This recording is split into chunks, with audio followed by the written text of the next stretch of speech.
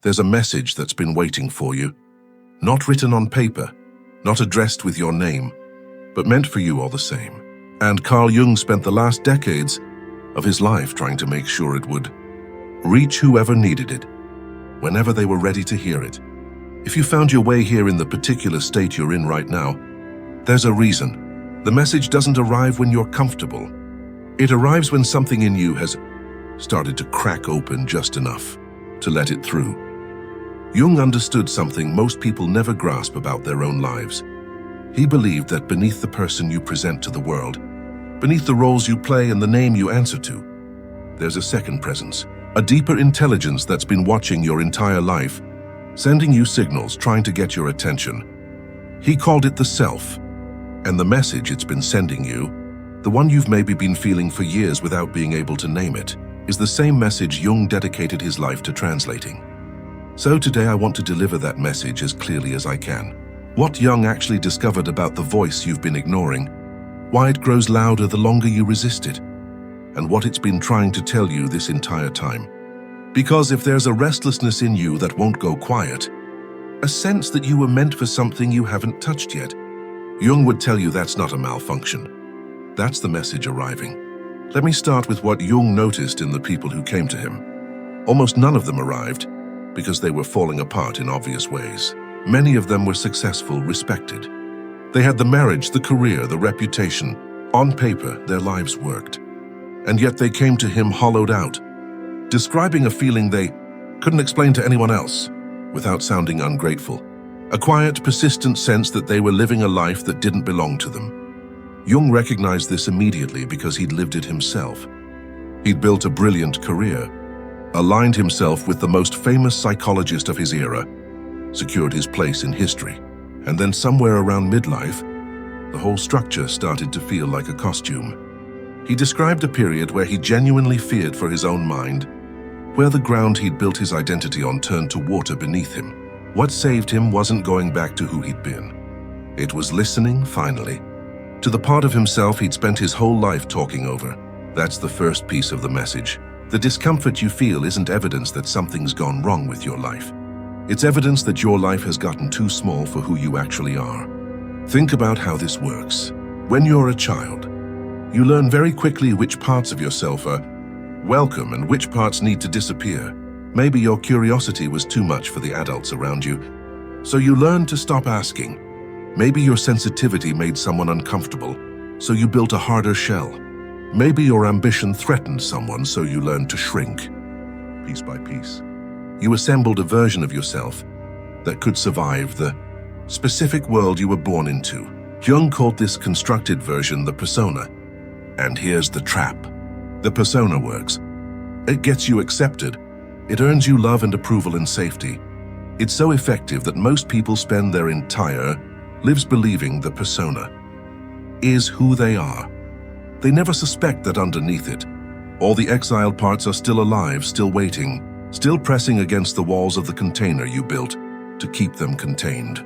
The message Jung wanted you to receive is that those exiled parts don't die. They wait, and they have a way of making themselves known. You feel them in the middle of the night when the distractions fall away and something in your chest aches for a life you can't quite picture.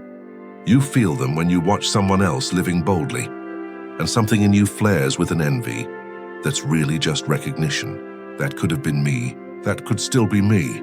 You feel them in the sudden, inexplicable sadness that hits you at moments when you're supposed to be happy. At the party, at the celebration, at the milestone you worked so hard to reach. That sadness isn't ingratitude. It's a part of you standing at the window of the life you built, looking in, wondering when it will finally be let inside. Jung believed these signals were the self trying to correct your course. The psyche, in his understanding, has a built-in drive toward wholeness, the same way a plant bends toward light without being told to. He called this drive individuation. It's the lifelong process of becoming who you actually are, rather than who you were shaped to be. And the message it keeps sending, in 1,000 different forms, there's always some version of the same 3 words, come back home. But here's what makes this so difficult, and it's the part Jung was unflinchingly honest about. Coming home to yourself means passing through the very things you've spent your whole life avoiding. The parts of you that got exiled didn't get exiled because they were worthless. They got exiled because they were inconvenient, or threatening, or too much for the people around you. Your anger, your desire, your refusal to go along, your hunger for something more than what you were handed. Jung gathered all of these rejected pieces under a single term, the shadow, and he made a claim that unsettled everyone who heard it. He said the shadow isn't your dark side in the sinister sense. It's your disowned life. It holds not just what's ugly in you, but much of what's most vital, most alive, most genuinely yours.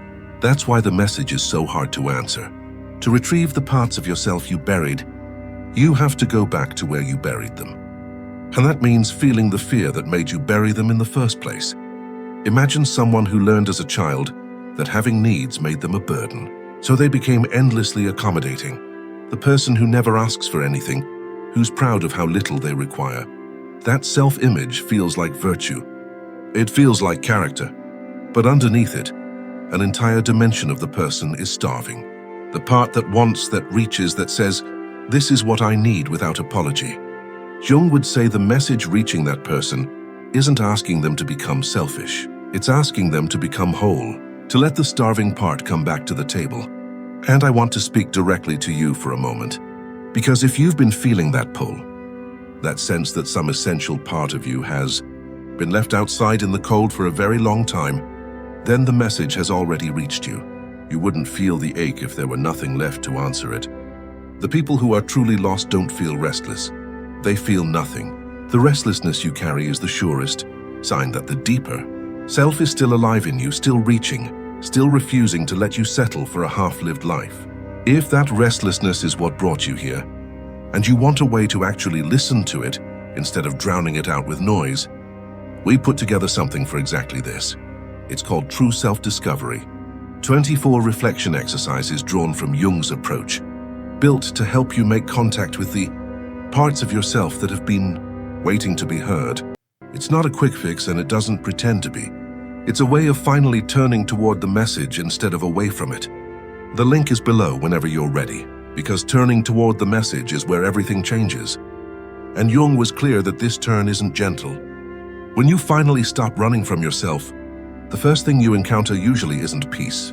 It's everything you've been outrunning, all the feelings you've been managing, all the truths you've been avoiding, all the versions of your life you decided not to live. They come up to meet you. Jung described this as a kind of reckoning, a period where the neat story you told yourself about who you are starts to fall apart. And it's disorienting because, for a while, you're no longer the old self and not yet the new one. You're in between. Most people, when they hit this in-between place, do everything they can to escape it. They fill the silence. They double down on the old life. They convince themselves the restlessness was just a phase, a midlife thing, a mood. And Jung watched again and again as people stood at the threshold of becoming who they truly were and turned back. Not because they were weak, because no one ever told them that the disorientation was the doorway and that the discomfort they were feeling was exactly what transformation is supposed to feel like from the inside. This is the heart of the message. The confusion isn't a sign you've lost your way. It's a sign you finally left the path that was never yours to begin with. Jung had a word for what becomes possible when you can stay in that in-between space long enough. He called it the transcendent function, the psyche's ability to hold two opposing poles at once. The old self and the emerging self without collapsing into either until something new forms that couldn't have existed before. It's like the moment between breathing out and breathing in. That small still point where nothing is happening and everything is being prepared. You can't rush it. You can only trust it. And what emerges from it is not a better version of the persona. It's something more solid than the persona ever was. Jung noticed that people who came through this process developed a kind of inner center of gravity. Their sense of who they were no longer depended on being approved of, or admired or needed. They'd met the parts of themselves they used to fear, and instead of destroying them, those parts made them more complete, and more real, harder to knock over. Picture someone who spent 40 years being who everyone else expected them to be. The good child, the reliable partner, the dependable one. And then something broke open and They went through that terrible, luminous passage of reclaiming themselves. On the other side, they don't become a stranger. They become, for the first time, fully themselves. They say what they mean. They want what they want. They stop performing a life and start living one, and the people around them feel it. Some are drawn to it and some are threatened by it, because a person who stops seeking approval can't be controlled by withholding it. That's the cost Jung was honest about. Becoming whole makes you less manageable. The relationships and roles built around your smallness will strain when you stop being small. Some won't survive it, but the ones that do become real in a way they never could have been before, because they're finally built on who you actually are, instead of the mask you were wearing to keep them comfortable. And here's something in the message that I don't want you to miss, because it's the part that offers the most hope. Jung didn't believe this transformation was reserved for the young. In fact, he believed the deepest individuation tends to happen in the second half of life. And he didn't mean that in strictly chronological terms. He meant that there comes a season, whenever it arrives for you, when the tasks of building an outer life give way to the task of finally meeting yourself. The years you spent constructing the persona weren't wasted. They were necessary. You needed a self strong enough to survive before you could afford to take it apart and find what's underneath. So if part of you fears it's too late, that the unlived life is gone, the window closed, the chance missed, Jung would push back hard against that. The message doesn't come with an expiration date. It comes when you're ready, and readiness has nothing to do with age. Some people receive it at 30, some at 70. The only requirement is the willingness to stop running. What would it actually mean to stop running? Jung wouldn't hand you a formula, because the whole point is that no one else can tell you who you are. But he pointed toward how to listen. Pay attention to your dreams, which he saw as messages from the deeper self in a language older than words. Pay attention to what moves you, the things that make you weep or burn with longing, because those reactions are the self showing you where the living energy is buried. Pay attention to the moments you feel most like yourself, and the moments you feel most like a performance, and let the difference teach you which direction you're supposed to be walking. And pay attention to the discomfort. Not to eliminate it, but to follow it. Because in Jung's understanding, the thing you're most afraid to look at is almost always guarding the thing you most need to find. The fear is a signpost. It marks the exact location of the treasure. This is why the message so often arrives disguised as a crisis. The failed relationship, the career that suddenly feels unbearable, the depression that no achievement can lift, the anxiety that won't explain itself. From inside, these feel like disasters, but Jung learned to see them as the psyche's way of forcing a conversation you've been refusing to have. The self will use whatever it must to get your attention. And when the quiet signals go ignored for long enough, it stops whispering and starts shaking the walls. If your walls are shaking right now, I want you to hear this clearly. You're not being punished, you're being called. The upheaval in your life may be the most honest thing that's happened to you in years. The moment the deeper self finally broke through the surface it's been pressing against for so long, it doesn't feel like a gift while you're inside it. Almost nothing that transforms us does, but the people who look back on these seasons rarely describe them as the times their lives fell apart. They describe them as the times their real lives began. That's the message. Stripped down to its core, you are not who you were told to be. There's a fuller version of you that's been waiting your entire life for permission to exist. And that permission was never going to come from anyone else. It has to come from you. It comes the moment you stop asking whether the world approves of who you are and start asking who you actually are. Underneath everything the world taught you to become, Jung staked his whole life's work on the belief that this question is worth answering, even though answering it cost you the comfort of the familiar. He believed the unlived life doesn't just quietly disappear if you ignore it. It turns into symptoms. It leaks out as the vague depression, the inexplicable anger, the sense of watching your own life from behind glass, the parts of you that don't get lived, don't go away. They go underground, and from there they shape everything, usually for the worse. The only way to reclaim them is to bring them into the light and let them live. So, The choice the message puts in front of you is really this: you can keep the version of yourself you've been performing, the one that's safe and approved and slowly suffocating. Or you can undertake the one adventure Jung believed every human being is actually here for. The journey of becoming, fully and without apology, the person you already are underneath.